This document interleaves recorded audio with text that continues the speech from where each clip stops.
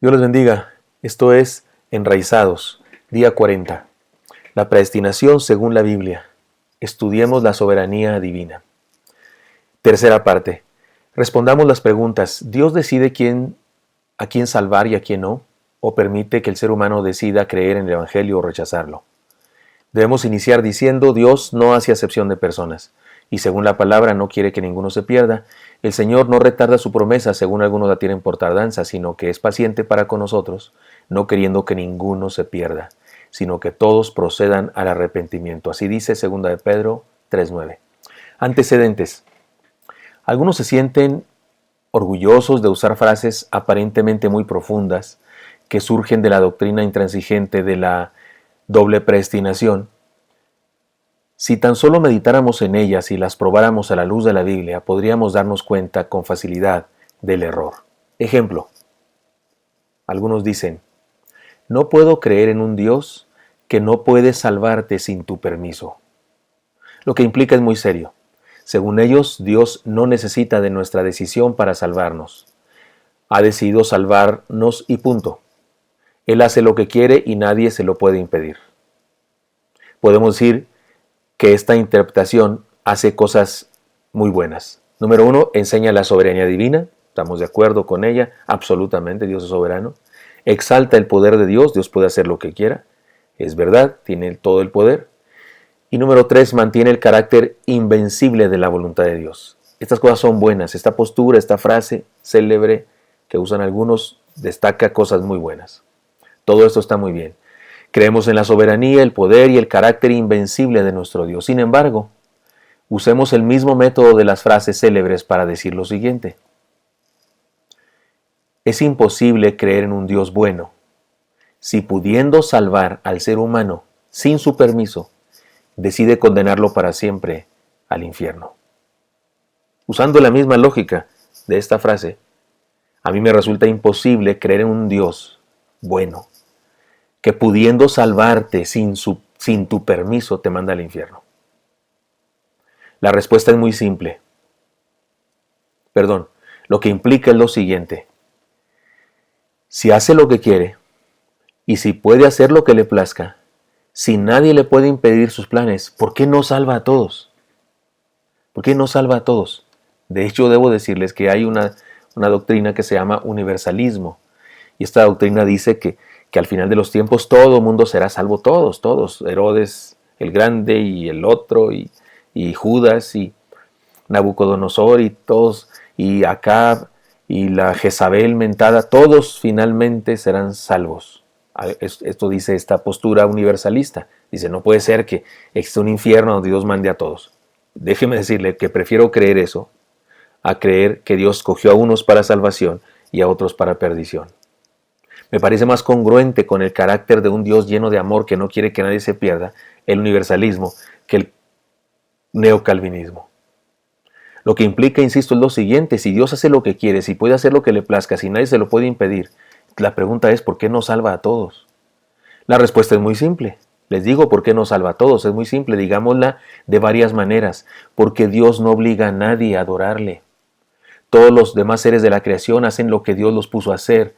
No son libres, no tienen voluntad, sencillamente están programados para crecer, para reproducirse, etc. Pero Dios creó a los seres humanos a su imagen y semejanza, es decir, con conciencia, razón y voluntad. Esa es la esencia del ser humano y la distinción respecto a todos los demás seres creados. Dios tiene la capacidad de actuar y hacer de acuerdo a su voluntad y nos creó a esa imagen. Así que los seres humanos debemos ejercer esa naturaleza que Dios nos dio para relacionarnos con Él. Somos los únicos seres creados que podemos decidir si lo adoramos o no. Quitar estas características, el libre albedrío del ser humano, es convertirlo en un simple animal programado por Dios. Y no es así como fuimos creados. Mire, los pajaritos decimos poéticamente que le cantan a Dios, pero la verdad es que los pajaritos cantan porque tienen hambre, porque tienen frío o porque quieren aparearse. La verdad es que no le dice el pajarito a su pajarita: oye, ¿cómo la ves si cantamos a Dios? Ahora le vamos a cantarle a Dios. Tráete a los chamacos que vengan, vamos a tener un devocional, un altar familiar. No, cantan porque tienen hambre, porque tienen frío, porque quieren aparearse. Es por instinto que lo hacen, están programados para eso. Si Dios nos hubiese programado también igual para creer a unos, para no creer a otros, seríamos igual que animales, y no lo somos. Somos semejantes a Dios. Fuimos creados a su imagen y semejanza, con conciencia, razón y voluntad. La respuesta a la pregunta ¿por qué nos salva a todos? Es porque Dios no obliga a nadie a adorarle. Y en segundo lugar, porque Dios en su soberanía decidió dar libre albedrío al ser humano para decidir aceptarlo o rechazarlo. Eso no niega la soberanía de Dios.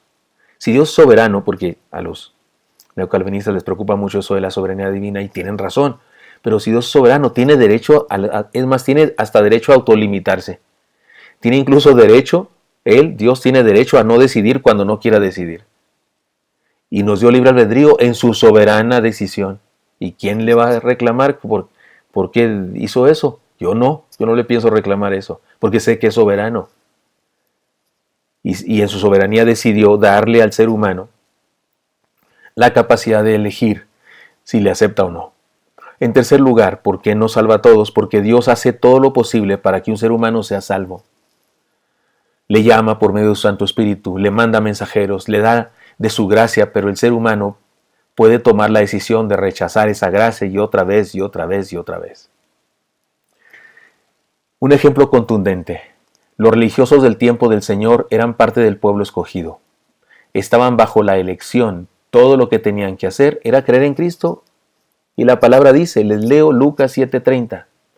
Mas los fariseos y los intérpretes de la ley desecharon los designios de Dios respecto de sí mismos, no siendo bautizados por Juan. Lucas 7:30. Desecharon los designios de Dios respecto de sí mismos. ¿Cuál era el designio de Dios respecto a cualquier judío? Que fuera salvo. Los escogió como pueblo. Les dio promesas, les dio el anuncio del Mesías que vendría, les dio leyes, les dio Santo Espíritu que los protegía, que los influía, les dio todo. Y estos en particular, al rechazar el bautismo de Juan, están manifestando algo interior en sus corazones, que es desechar los designios de Dios. Como dicen en mi rancho, ¿qué húbole? Estos tipos tuvieron la decisión de rechazar. Y la gracia de Dios no los obligó a creer, no, les dio libertad de creer o de no creer y escogieron no creer.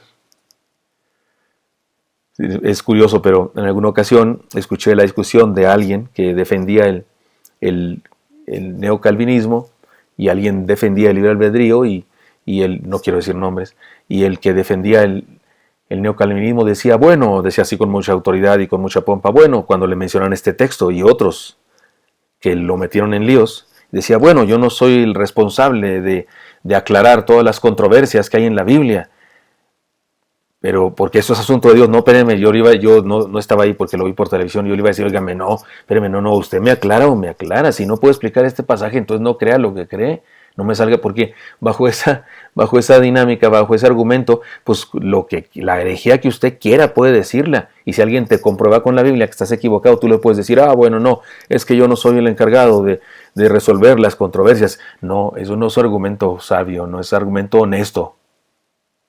Explíqueme qué significa que desecharon los designios, porque si desecharon los designios, aquí se explica que ellos tuvieron la decisión, el libre albedrío, de no aceptar la gracia de Dios y de no aceptar la elección de Dios, la rechazaron.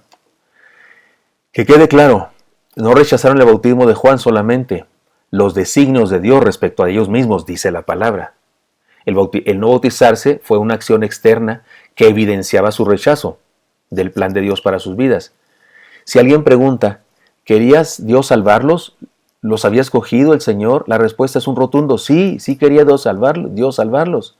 Sí, Dios los había escogido para que en Cristo fueran salvos. De hecho, podemos decir que los había predestinado, porque había decidido desde antes de la fundación del mundo que si creían en Él serían salvos. Pero ellos, ejerciendo su libertad, rechazaron ese plan. Regresemos a la frase. Es imposible creer en un Dios bueno que, pudiendo salvar al ser humano sin su permiso, decide condenarlo para siempre en el infierno. Si alguien responde, yo sí creo en un Dios así, tendremos que decirle que entonces no cree en el Dios de la Biblia, porque el Dios de la Biblia no es así. El Dios de la Biblia es aquel de quien se dice no quiere que ninguno se pierda, quiere que todos procedan al arrepentimiento, no hace acepción de personas. Eso dice la Biblia de Dios. Así es que un Dios que pudiendo salvarte no te salva, no es congruente con esto que acabamos de decir. Así que entender bien esta parte de la doctrina es vital. No se trata de ganar un pleito teológico. No se trata de demostrar nuestro conocimiento, no se trata de manifestar nuestra adhesión a un determinado teólogo o escuela, ni de rechazar a un determinado pastor o postura. No se trata de hacernos famosos por nuestra forma diferente de creer. Lo que está en juego es el carácter de Dios y la misión de la iglesia. ¿Quién es Dios y qué quiere? Eso es lo que está en juego. ¿Cómo es Dios y cómo se relaciona con los seres humanos? Eso es lo que está en juego. ¿Cuál es nuestra misión en la tierra? ¿Por qué y para qué estamos aquí? ¿Cómo puede un ser humano ser salvo? Eso es lo que está en juego. Mucha gente como el joven rico quieren saber ¿cómo puedo ser salvo? Y debemos darles una respuesta correcta y nuestro mensaje debe incluir el mensaje de gracia de toda la Biblia y no la intransigencia de una doctrina no escritural. Por todo ello, podemos hacer las siguientes declaraciones de fe. Primera de esta parte. La Biblia es muy clara al decir que el sacrificio del Señor fue una provisión universal. Pretender circunscribir su muerte y el derramamiento de su sangre para beneficio solo de algunos es un absurdo. La Biblia dice, porque de tal manera amó Dios al mundo que ha dado su Hijo unigénito para que todo aquel que en él cree no se pierda, mas tenga vida eterna. Juan 3:16. Perdón. Dice el texto, perdón.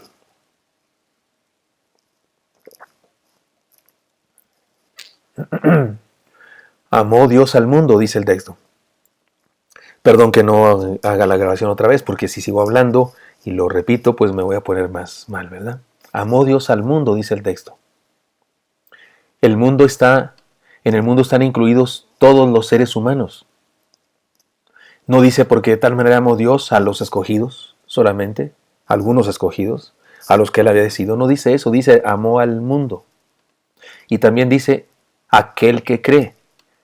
Creer es un acto libre de la voluntad humana.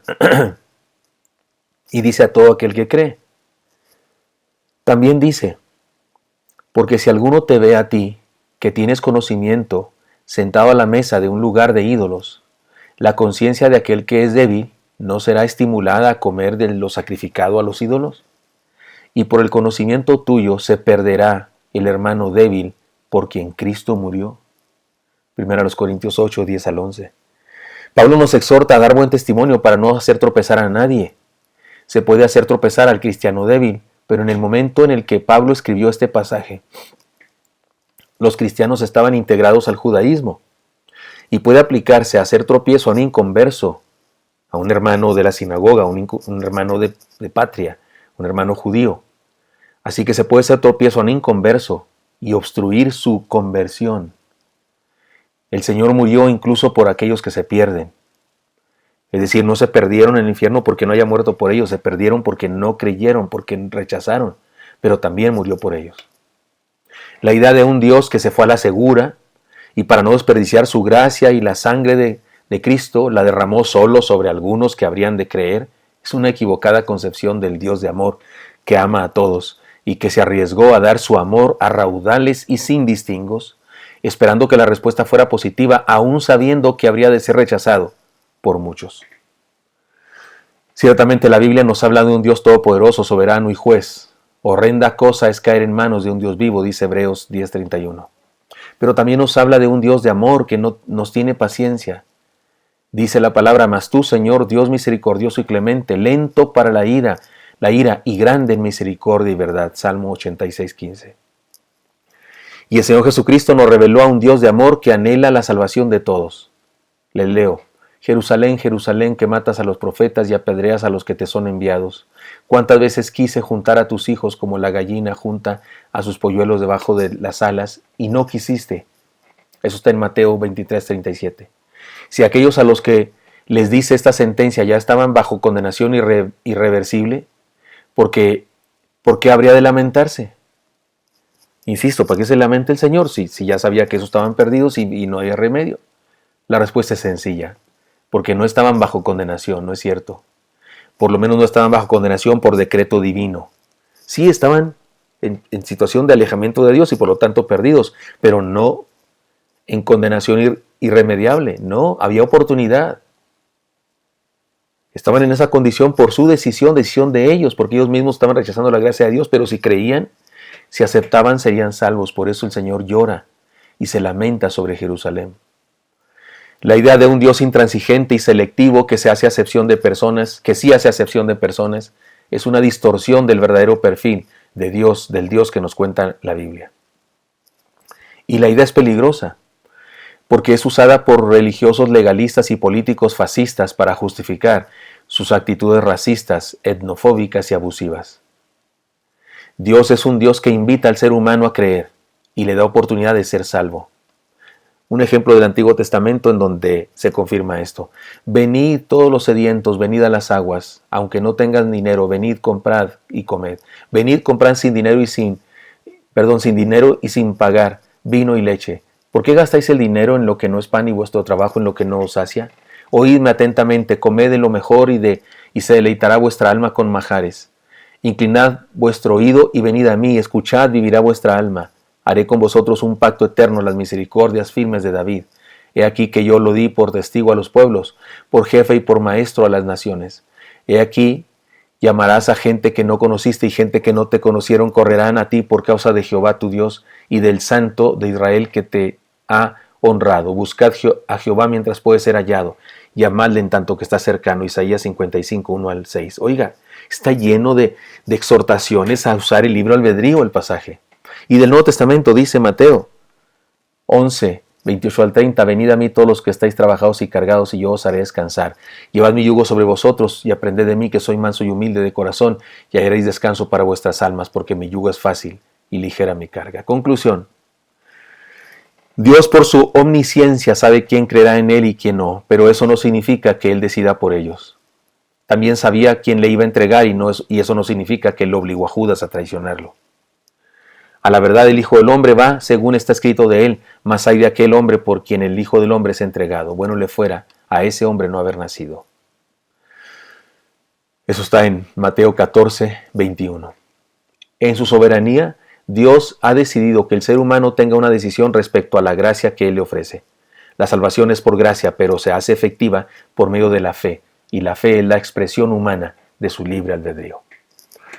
Déjenme les cuento una historia para ilustrar todo esto. Si analizamos nuestra vida, podemos reconocer que la libertad que tanto ponderamos, amamos y promovemos no existe. No existe. Nadie es libre del todo.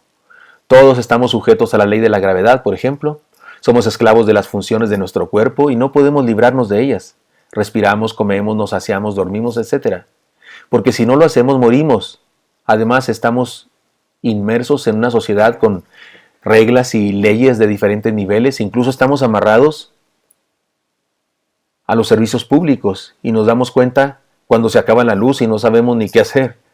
Pero por si fuera poco, alguien nos puso nombre y no nos preguntó cómo quería que nos llamáramos.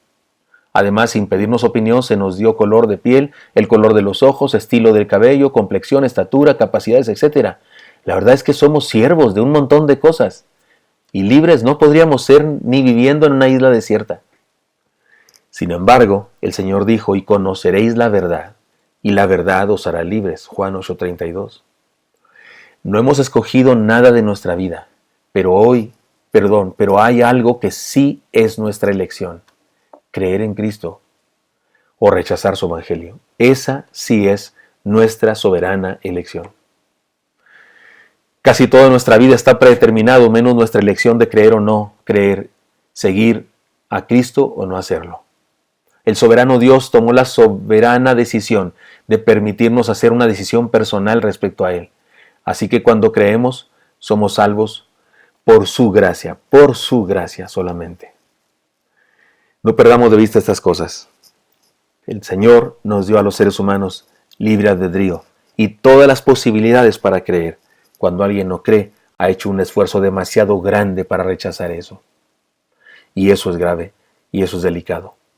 Espero que le haya quedado a usted clara la doctrina de la predestinación según la Biblia, no la doctrina de la predestinación según el neocalvinismo, sino la doctrina según la Biblia. Espero que usted tenga claro ahora eso, y me refiero a usted especialmente, hermano de mi iglesia, de la iglesia que soy pastor.